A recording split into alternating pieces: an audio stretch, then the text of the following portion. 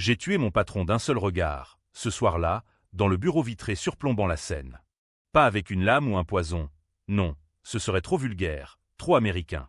J'ai utilisé les mots, ces armes françaises si affûtées qu'elles découpent l'âme avant la chair.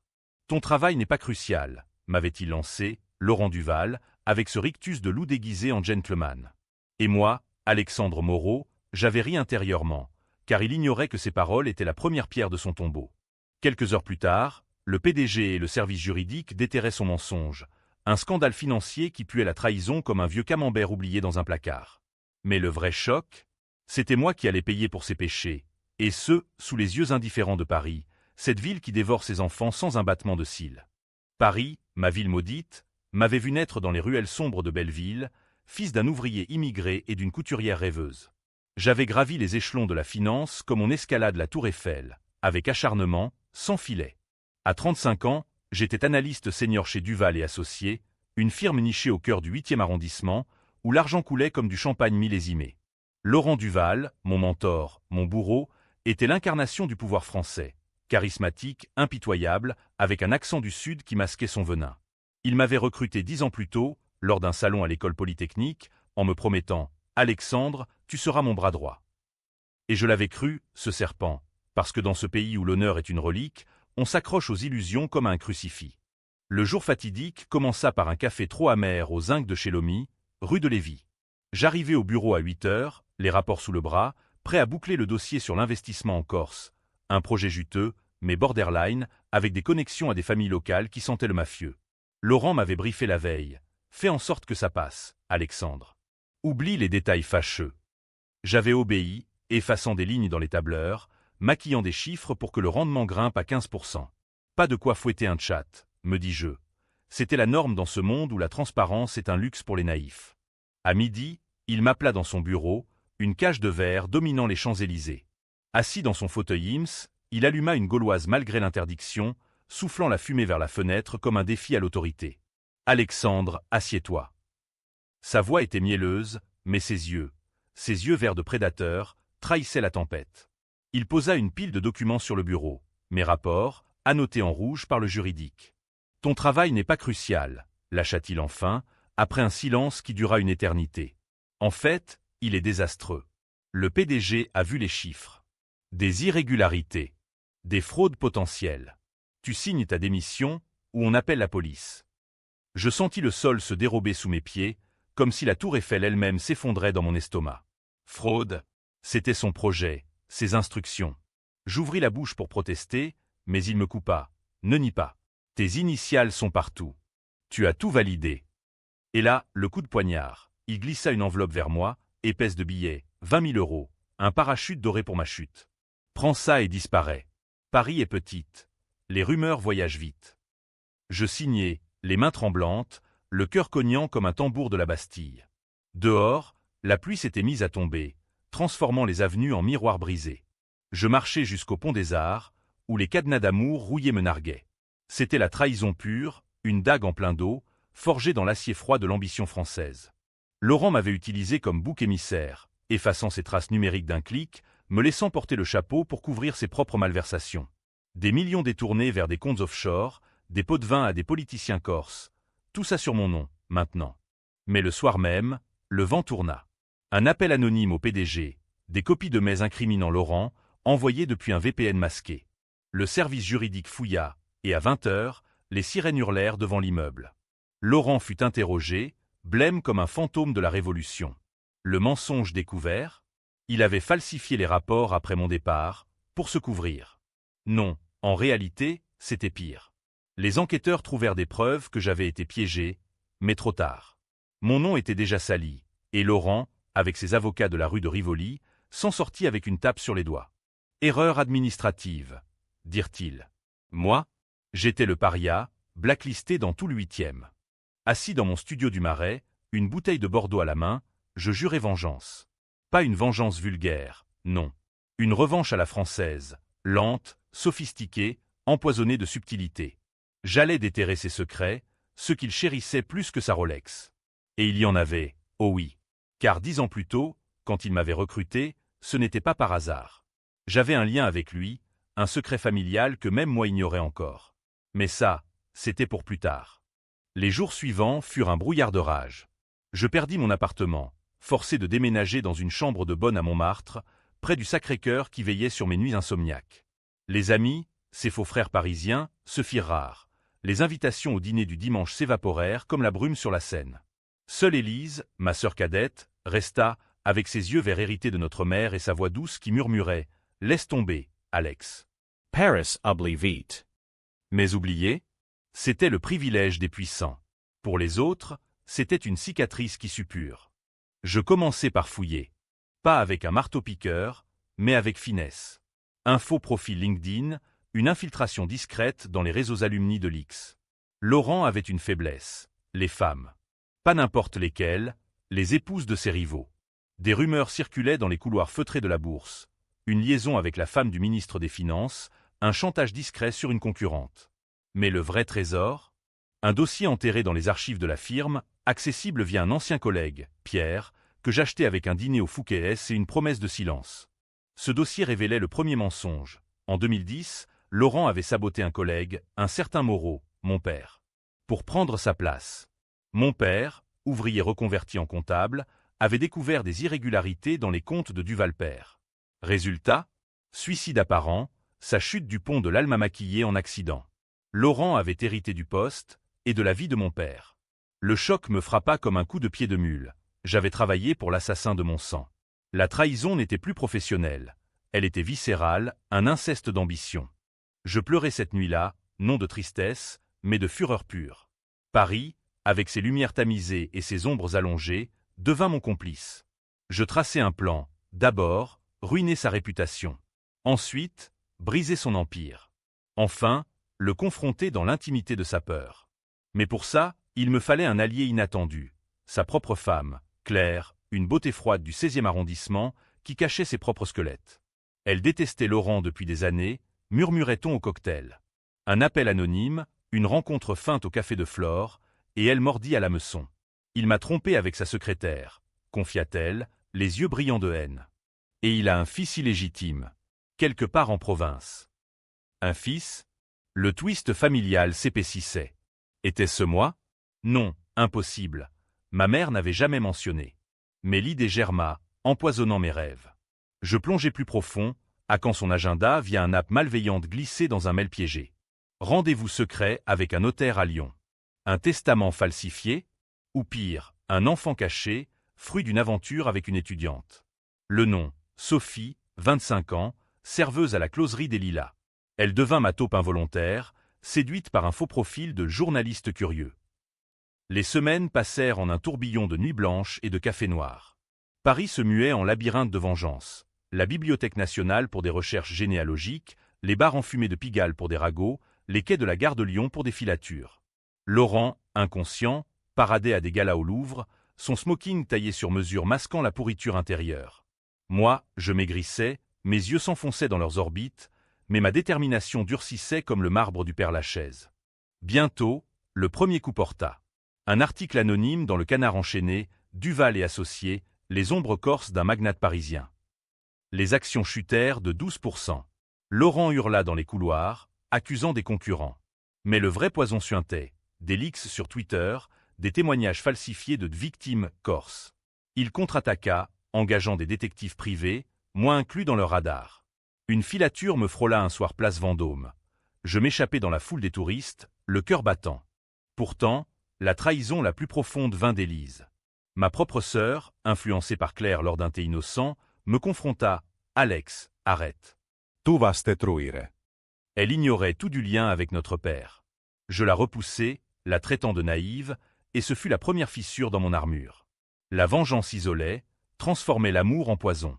Mais je persistais, car reculer équivalait à honorer le fantôme de mon père. La nuit du gala au Palais Garnier marqua le tournant. J'avais glissé une invitation falsifiée dans l'enveloppe de Claire, la forçant à y aller seule, un appât pour Laurent. Vêtu d'un smoking emprunté, je me fondis dans la foule des élites. Banquier bedonnant, actrice sur le retour, politicien au sourire plaqué. L'opéra, la Traviata, ironie du sort, résonnait de passion fatale tandis que je sirotais un quai royal, observant Laurent danser avec une rousse inconnue. Claire, au bar, serrait son verre comme une arme, ses lèvres pincées en une ligne rouge sang. Je m'approchai d'elle, masqué par une perruque poivre et sel et une fausse barbe.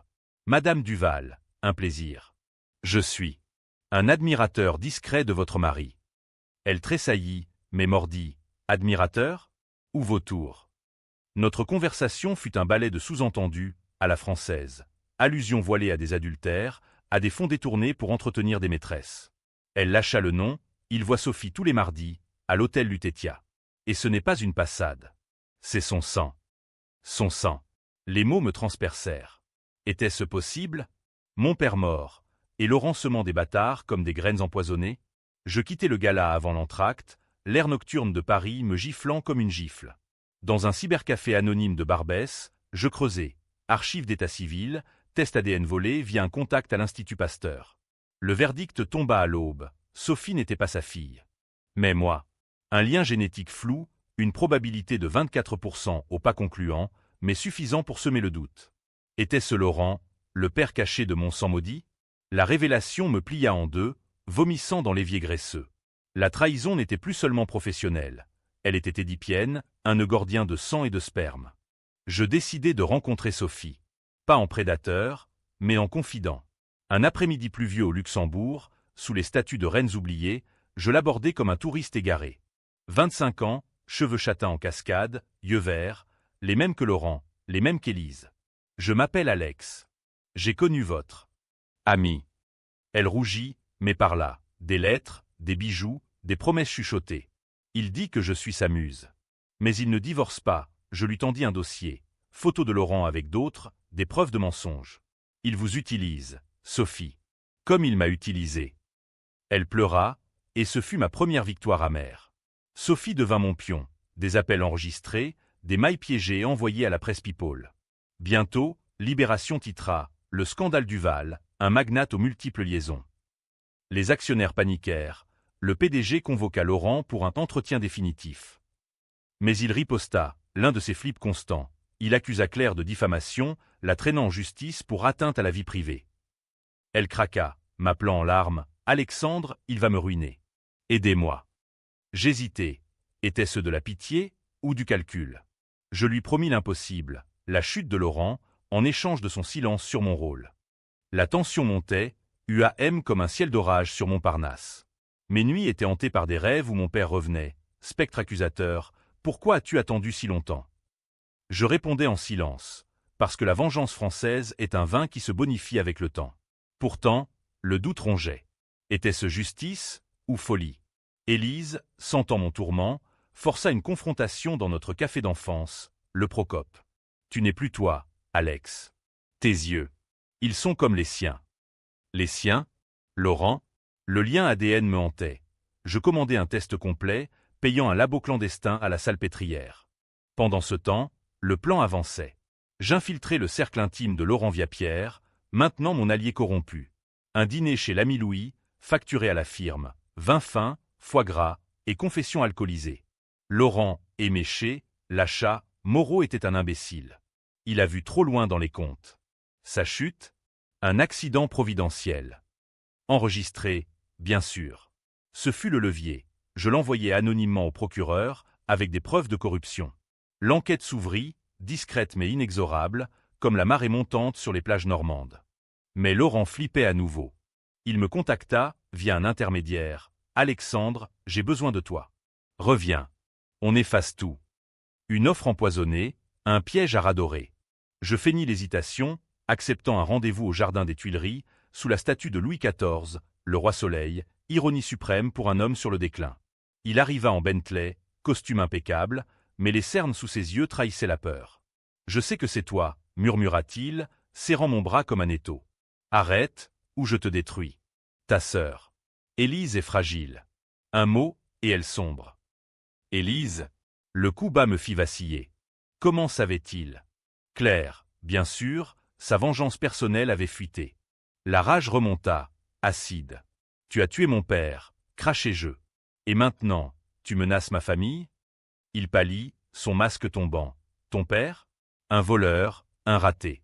Je l'ai sauvé de la prison en le poussant dehors. » Mensonge, pur et simple. Je partis sans un mot, mais le poison était planté. Ce soir-là, je sabotai son compte en banque personnelle. Un virement fictif vers un paradis fiscal, tracé pour alerter la DGCCRF. Les médias s'emparèrent du scandale. France Inter en fit son édito matinal. Duval, symbole d'une finance française pourrie. Les manifestations spontanées devant l'immeuble, ces gilets jaunes tardifs, criaient « Justice pour les petits ». Moi, tapi dans l'ombre, je jubilais et souffrais. Chaque coup porté me rapprochait de lui, mais éloigné de moi-même. Sophie, maintenant enceinte de lui, confirma-t-elle, devint un dilemme moral. Avorter le plan? Non, elle accepta d'être le fer de lance, témoignant sous anonymat pour abus psychologiques. Le test ADN arriva par courrier, scellé comme un verdict de guillotine. Résultat, 0%. Pas de lien sanguin. Soulagement ou déception? Laurent n'était pas mon père, il était seulement un monstre. Mais le doute persista. Et si c'était un faux? La paranoïa s'installa, me faisant voir des fantômes dans chaque reflet des vitrines des galeries Lafayette. Claire, acculée, proposa l'irréparable, un divorce avec chantage. Je sais pour le fils illégitime, pas Sophie, un autre. À Marseille, avec une ancienne. Un deuxième bâtard? Laurent collectionnait les secrets comme des timbres rares. Je l'aidai à contacter l'enfant, un garçon de 12 ans nommé Julien, battu par la vie et par son beau-père. Une photo, yeux verts, encore. Le cœur serré, je finançai un avocat pro bono via une fondation bidon. Julien devint l'arme ultime, une lettre d'accusation pour abandon de famille, publiée dans Le Monde. Laurent craqua publiquement lors d'une conférence de presse au ministère. « C'est une cabale », hurla-t-il, micro en main, avant de s'effondrer en larmes. Les caméras capturèrent tout, le titan brisé, suppliant pour sa peau. Les réseaux sociaux explosèrent, Duval down trending, des mèmes cruels comparant son châtiment à une décapitation moderne. Mais au milieu du chaos, un appel d'Élise. « Alex, il vient me voir. Il dit qu'il sait pour papa. Et pour toi. » La confrontation approchait, tendue comme un arc bowien. Paris, sous un ciel d'encre, se préparait à l'orage.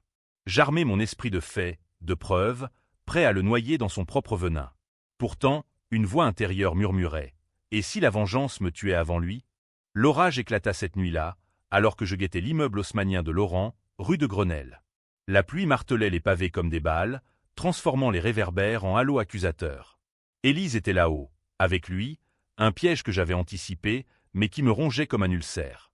J'avais installé un micro dans son sac à main, un gadget bon marché acheté au marché aux puces, mais efficace. Les écouteurs crachotaient, sa voix suave, suppliante. « Élise, ma chérie, ton frère est un fou. Il veut me détruire pour un fantôme. Ton père.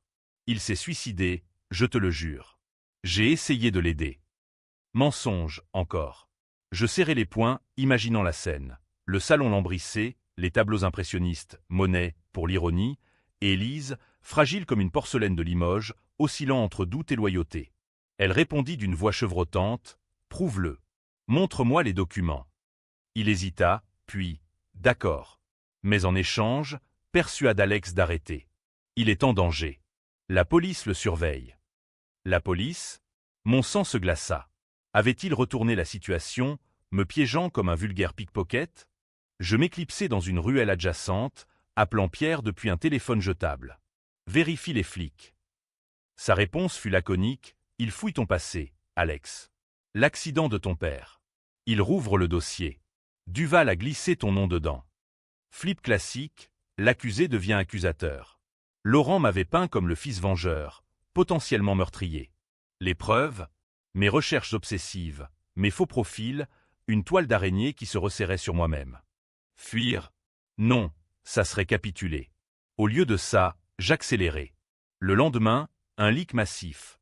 Tous les mails de Laurent, depuis 2010, diffusés sur un site pirate. Corruption, adultère, même un pot de vin à un député RN pour un contrat immobilier à Nice. Le canard enchaîné dansa sur sa tombe. Mediapart creusa, révélant des liens avec des oligarques russes, un tabou en France post-Macron. L'empire Duval s'effrita. Client en fuite, employé en grève, le PDG démissionnant dans un communiqué larmoyant. Mais le coût personnel montait. Sophie avorta en secret, me confiant par mail, c'était son monstre en moi. Merci pour la force. Son message me brisa. J'avais manipulé une vie naissante pour ma croisade.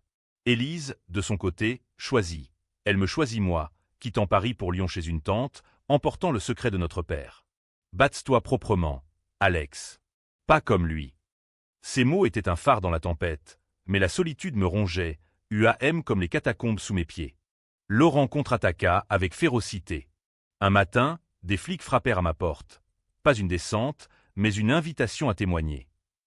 Au quai des Orfèvres, l'inspecteur, un vieux briscard nommé Leclerc, me cuisit doucement. « Monsieur Moreau, votre obsession pour Duval.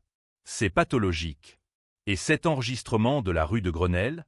Illégal. » Je souris, citant le code pénal article 226A1, « La vie privée n'est pas sacrée quand la justice l'exige. » Il rit, jaune. « Malin, hein? Comme votre père. » Il était malin, lui aussi. Avant de sauter. Le coup bas me fit bondir. Il n'a pas sauté. Duval l'a poussé. Leclerc haussa les épaules. Preuve. Aucune, pour l'instant. Mais il glissa, Duval coopère.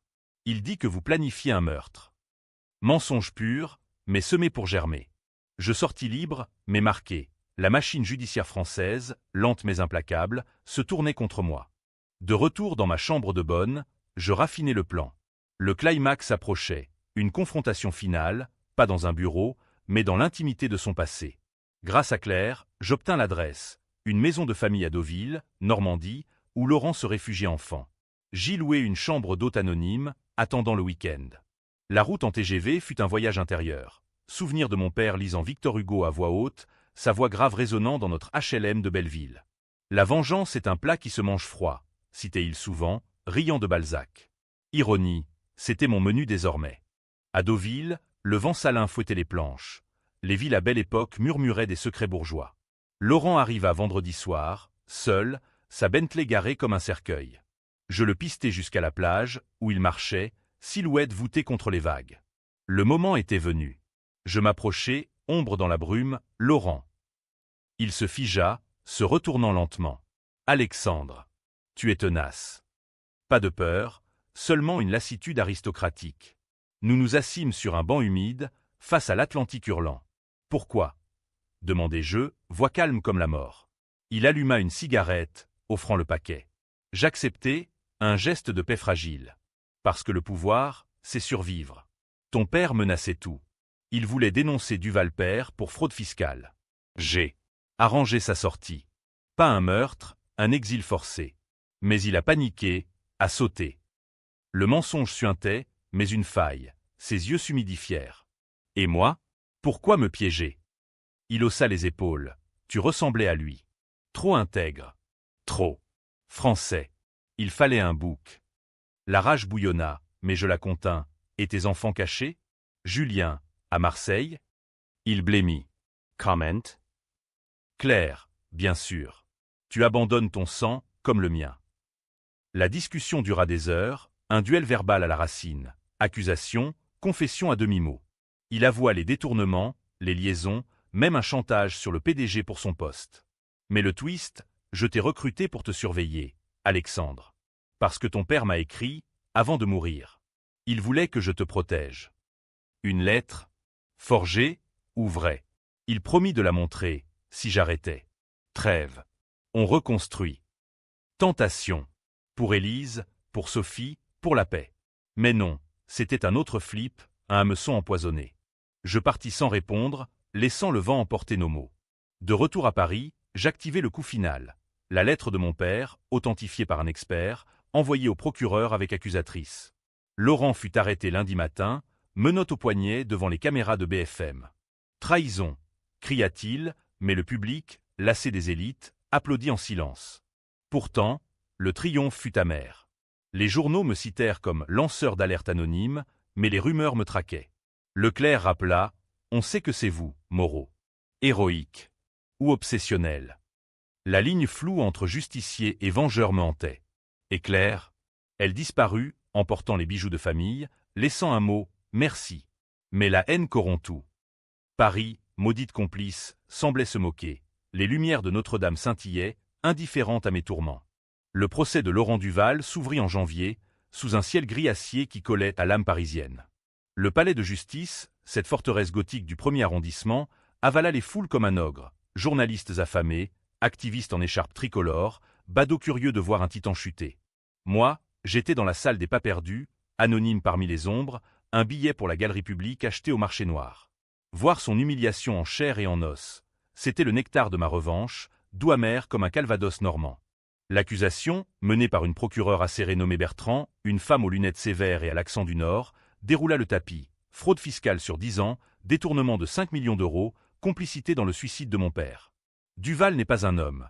C'est un système, tonnatait-elle, citant les mets, les virements, les témoignages de Sophie et Julien.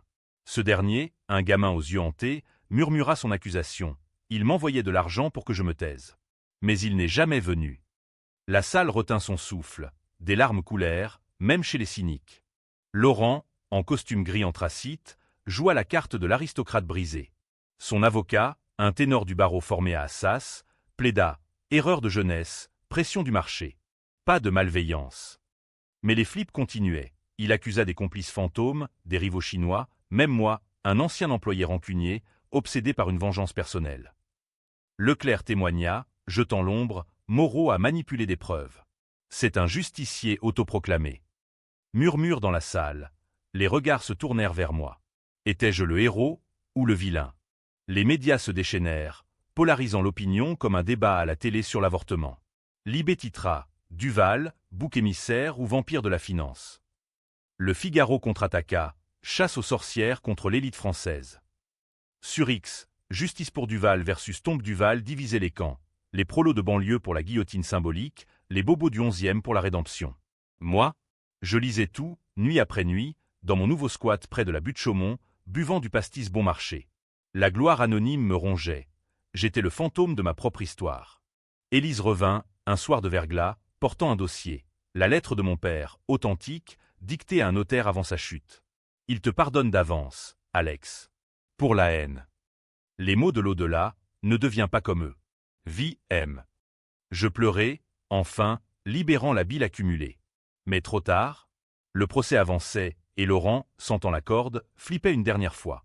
Il proposa un deal au procureur, témoigner contre des pontes plus hauts, en échange d'une peine allégée. Rumeurs, implication de ministres, même un lien avec l'Élysée. Le climax vint au 10e jour, mon témoignage. Bertrand m'appela à la barre, malgré les risques. Monsieur Moreau, relatez les faits. La salle se tut, les flashs crépitèrent. Je montai, jambes de coton, face à Laurent. Ses yeux verts me transpercèrent, défi, presque admiration. Il m'a piégé, commençai-je, voix ferme. Pour couvrir ses crimes. Et mon père. Il l'a poussé au désespoir. Détail cru, les mets falsifiés, les nuits de falsification, la démission forcée. La procureure glissa la lettre, lisez. Ma voix chevrota, les mots de pardon, d'amour filial. Larmes dans la salle, même Bertrand cligna des yeux. Laurent bondit, mensonge. Il est obsédé.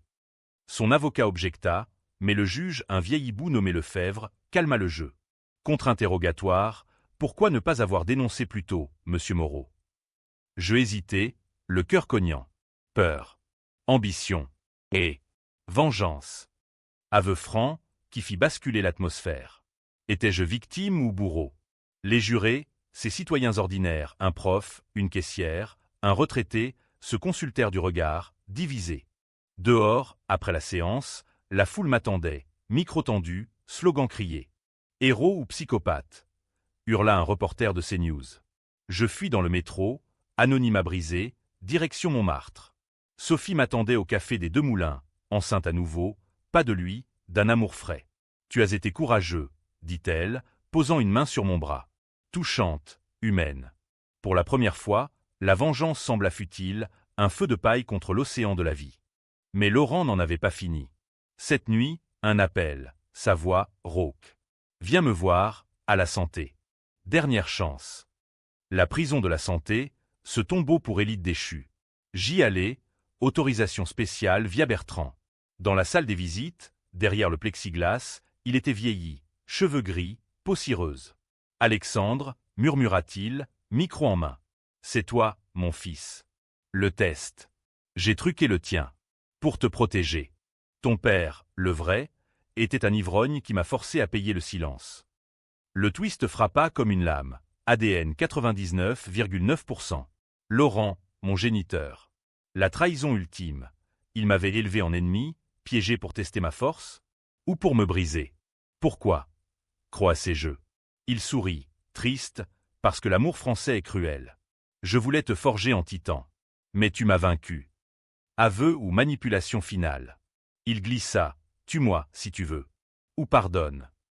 Je partis, son rire résonnant dans ma tête. Dehors, Paris sous la neige, rare, poétique, semblait absoudre ou condamner. Le procès continua sans moi. Laurent fut condamné à 15 ans, ferme. Victoire? Les journaux dirent oui, mais les débats rageaient. Moreau, justicier ou parricide? La société se scinda. Certains me virent en Jeanne d'Arc moderne, d'autres en Édipe maudit. Moi, je choisis l'exil temporaire, un billet pour Lisbonne, chez un cousin. Mais avant, une visite à la tombe de mon père. Pas le vrai, l'ivrogne? Non, l'homme qui m'avait aimé. Fleurs déposées, vin versé. Repose en paix. J'ai vengé ton honneur. L'exil à Lisbonne dura 6 mois, un purgatoire doré sous le soleil ibérique. Les tramways brinque-ballants, les azulégeaux bleus, les fados larmoyants, tout conspirait à guérir ou à feindre la guérison. Je louais une mansarde à Alfama, écrivant des chroniques anonymes pour un blog français, La Vengeance, ce poison exquis, disséquant mon histoire sans la nommer. Les lecteurs mordaient « Es-tu Moreau ?» demandaient-ils. Je riais, amer, oui et non. Le twist de Laurent, au père biologique, avait tout perverti. Était-ce mensonge final ou vérité empoisonnée? Un second test, fait en Portugal, confirma 99,9%. Le salaud m'avait engendré, puis trahi 2 fois. Paris me rappela en automne, via Élise. Reviens. La ville te pardonne. Elle avait repris ses études à la Sorbonne, thérapie de groupe pour famille de victimes. Sophie, mère célibataire désormais, l'aidait, un réseau de femmes brisées par Duval, transformé en association. On s'appelle les oubliés, dit Élise au téléphone. Pour les pères absents, les vies volées. Touchant, rédempteur. Julien, le demi-frère, écrivait des lettres, merci de m'avoir libéré. Chaque mot cicatrisait une plaie. Mais la vengeance n'était pas finie. Elle mutait. Laurent, de la santé, m'envoya un avocat. Héritage contesté, part dans la firme dissoute. Il veut te voir, dit l'homme en cravate club. Pour clore. Refus initial, puis capitulation. Visite en décembre, sous un Noël pluvieux. La prison puait le désespoir rance, contrastant avec les guirlandes des champs. Derrière le plexiglas, il était squelettique, mais les yeux verts pétillaient encore. « Fils », dit-il simplement. Le mot me frappa. Pas de ça. Tu m'as piégé. Tu m'as fait haïr mon sang. Il hocha la tête. Oui, pour te durcir. Ta mère. Elle était ma faiblesse. Une nuit à Belleville, après une fête. Ton père l'a appris, a exigé du silence contre de l'argent. J'ai payé, mais il buvait, menaçait. Quand il a fouillé les comptes, j'ai dû l'éloigner. Pas tuer. Confession morcelée, lacunaire. Et le suicide. Il baissa les yeux. J'ai payé un voyou pour le effrayer. Ça a mal tourné. La révélation, complicité dans un homicide involontaire. Pire que la fraude. Je hurlai, tu as détruit 2 vies. La sienne, la mienne. Les gardiens s'approchèrent, il leva une main apaisante. Prends l'héritage. Reconstruis. Ou venge-toi. Témoigne contre moi pour meurtre. Choix cornélien, digne de Corneille. Héroïque ou lâche. Le procureur, Bertrand, attendait mon appel. Réouverture possible, avec cette confession enregistrée, j'avais anticipé, micro caché.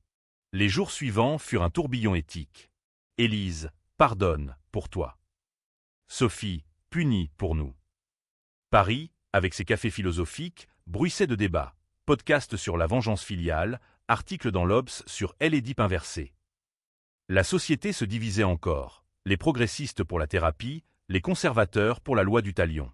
Moi, je choisis le gris, à la française. Témoignage partiel, allégeance à peine mais exposant la vérité. Laurent écopa de 25 ans, sans remise. Merci, fils, murmura-t-il lors de la dernière visite. Haine ou amour tordu. Libéré, je repris Racine, un job discret chez une ONG anticorruption, près de la République.